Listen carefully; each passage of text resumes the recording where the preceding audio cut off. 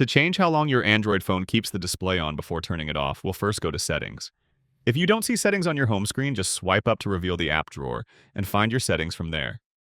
Once you're in the settings, you'll scroll down and go to Display. Then scroll all the way down where you see an option for Screen Timeout. This is the setting that determines how long the display will stay on when you're not touching your phone. You can set it to something super short like 15 or 30 seconds, or set it to something longer. These settings could slightly vary depending on which phone model you have. A lot of phones will also have this cool option on the bottom for keeping the screen on while viewing. This is actually a pretty clever feature. It uses your front camera to detect when you're looking at your screen. So for example, if I'm reading a long article or doing something else where I'm not touching the phone, but I'm actively looking at my screen, the phone knows that it's being used and will not turn off the display even if you exceed the time limit you've set for Screen Timeout. And that's it. Click that like button if this helped you. And before you head out, subscribe to my channel. I post quick and easy guides like this every day.